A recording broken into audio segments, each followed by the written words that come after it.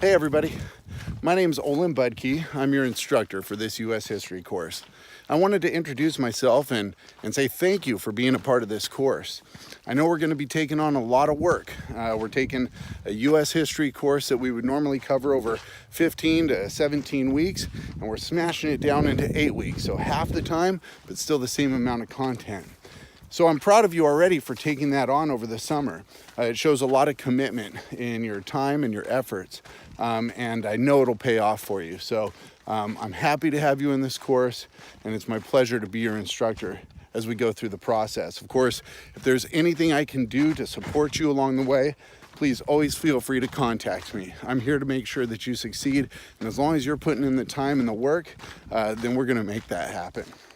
So I wanted to introduce myself. I also wanted to go over a few things to let you know what to expect out of the course over these next 8 weeks, and also touch on a few things that are on the syllabus. And I thought, well, I might as well bring you along on one of my favorite little excursions. I live in Clovis, California. Right now I'm about 30-40 minutes north of that in Auberry, California, at the San Joaquin River Gorge. And it's one of my favorite little places to hop out of town and do a little bit of hiking and a little bit of fishing, although I don't usually catch anything, so it's more hiking. But anyway, you can see it's a beautiful little spot, and so I'm happy to have you here as I make this little trip. Let's get down to the water, and then we'll talk a little bit more about the course.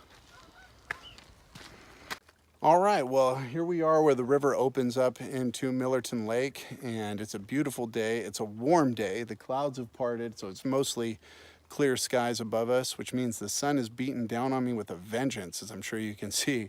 And I don't have a lot of natural sun protection on the top of my head, as in hair. So I'm going to keep this relatively short. But again, I just wanted to get us outdoors and do something a little bit different for this introductory video. I'll have a couple other videos that'll go over the syllabus and Canvas, and introduce you to the course content and some of the themes we'll be covering. But this is more just to take an opportunity to introduce you to some of the basics of the course, as in what we aim to achieve, how we aim to achieve it, and why it's important. So let's start with the why. If I ask you, why is it important that we take a U.S. history course? Some of you might immediately think because we have to. And I get it. That's unfortunately the reality for some of you, if not most of you. But I hope that we can broaden our horizons a little bit and look at the big picture view of why it's important to take an American history course. And at the very least, I hope that by the end of this 8-week course, everyone will have a bigger picture view of why it's important. So let's talk about why it's important. It's important because this is the nation in which we live. This is the society in which we live. This is the government in which we participate. And to really understand why we live in the circumstances that we live in today, be those social, economic, or political, we really need to understand the trajectory of American history.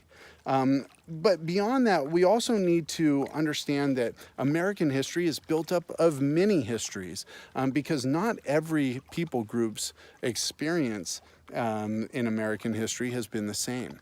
And so there have been different paths and different journeys throughout American history that have shaped the course of American history into what it is today. And really, the reason why we live in as free of a society as we do is because the definition and boundaries of freedom have been expanded by people groups that were excluded for many years and really challenged what the meaning of freedom was. And that's different ethnic groups, it's women, you know, and the list goes on of who has had to challenge the boundaries of freedom to expand it to where they are today. And we just want to gain a value an appreciation and understanding of how we got to where we are today. In this course, we're going to be covering from the end of the Civil War and the beginning of Reconstruction all the way up to the present. And I hope that as we look at you know, that past 150 years, we're really going to gain a better understanding of the society and nation in which we live, and gain a better appreciation for the diverse experiences and perspectives that have shaped the course of American history. And in so doing, gain a better appreciation and value for the diverse perspectives of the people that we live with today. And just understand that even though we don't have to agree with someone, we should certainly value understanding their perspective, because there's something to learn there. And if we can do that, if we can gain an appreciation and a value for diversity and diverse perspectives, then we're winning. We're in a good position as we head into the future. So that's really the big picture view of why it's important to take an American history course. So let's talk a little bit about what we aim to achieve. So there are 3 student learning outcomes that we're aiming to achieve. And the first 2 really are built around the same idea, which is to understand and be able to identify key historical events and figures and even ideas that have shaped American history, and then understand the causes and effects of significant historical events. So those are really the first 2 student learning outcomes. And the third is to analyze and synthesize sources, primary sources and secondary sources. So what are primary sources? Well, those are texts that were created at or directly around the time of the event being studied, whereas secondary sources are texts that were created much later.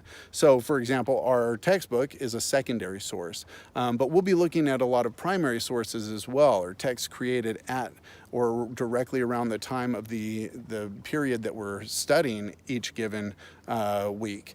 And we'll be analyzing that and really learning how to see the U.S. and the course of U.S. history through the eyes of the people who were living during that time.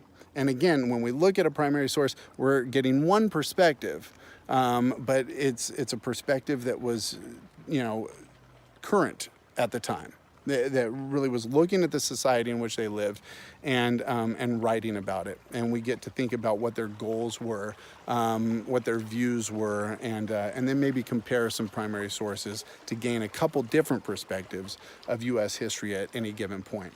Now let's talk about the how. So how do we achieve that? Well, I'm a firm believer in 2 things. The first is that every one of us has something very valuable to bring to the table. I know that, each one of you is going to come to this class with your own cultural identity and experiences and prior knowledge and skills and abilities, your own perspective.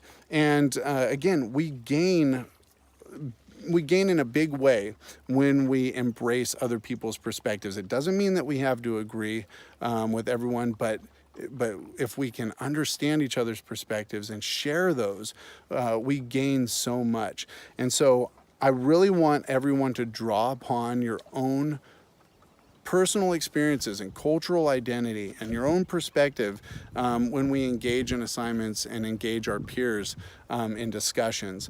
And that leads to the second thing that I firmly believe, which is that we all learn better when we work together as a community. And I really want to create a learning community for us. I think it's especially important in an online class because all of you are going to be able to not just be passive students, but active learners and even teachers at some points. When you're engaging with one of your peers in a discussion assignment, you're going to have the opportunity to share out and maybe help your peer better understand the content in a way that's more effective than even I'm capable of achieving in that module or in that particular concept. And so I value you guys for that. I value your thoughts, and I really want you to bring that to the table and share it with each other.